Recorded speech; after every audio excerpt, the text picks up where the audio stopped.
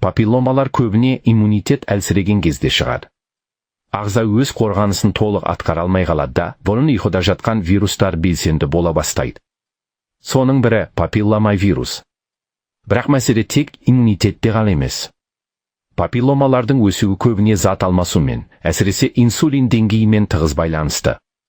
Инсулин ағзадағы өсу процестеріне жауап беретін гормон.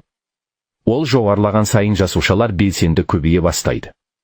Сондықтан қант диабеті бар адамдарда, артық салмағы бар жандарда, инсулинге төзімділігі төмен кісілерде папилломалар жиі кездеседі. Көп адамда бұл төзімділік байқалмай жүре береді. Ұйқы безі инсулинді көп бөледі, бірақ ағза оны толық пайдалана алмайды. Соның салдарынан шаршау, есте сақтаудың әлсіреуі, мазасыздық пайда болады. Тағы бір маңызды мәселе ағзаның энергия көзі. Көмірсуді шамадан тыс тұтынғанда инсулин үнемі жоғары болып тұрады. Ал ағзаға кейде басқа қуат көздері де қажет, ақуыздар мен пайдалы майлар. Аз жеу, сирек жеу, интервалды ашығу инсулин деңгейін төмендетіп, ағзаның тепе-теңдігін қалпына келтіруге көмектеседі. Инсулин төмендеген сайын папилломалардың өсуі де бәсеңдейді. Бұған күнделікті тамақтануда тікелей әсер етеді. Папилломалар көбіне мойында, қолтық астында, тері қатпарларында шығады. Кей адамдар папилломадан немесе сүйелден бір түнде құтылғысы келеді. Бірақ мұнда абай болу керек.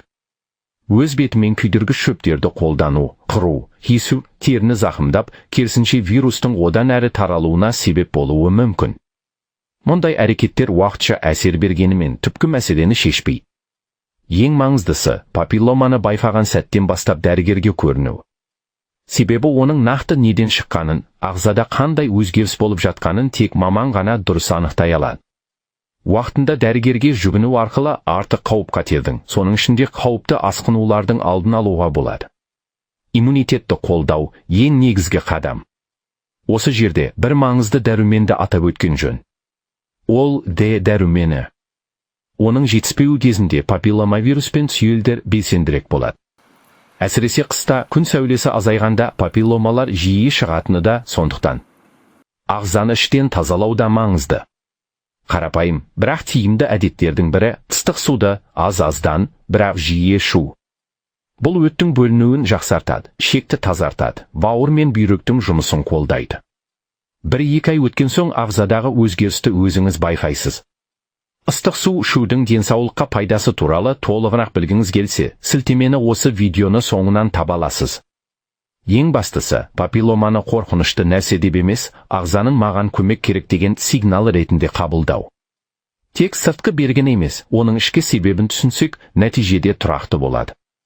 Денсаулық күнделікті әдеттерден басталады. Су ішу, дұрыс тамақтану, иммунитетке көңіл бөлу. Ағзаға құлақ ассақ, ол да бізге алғыс айтады. Құрметті көрермен, сіздің қолдауыңыз бізге күш береді, шабыттандырады.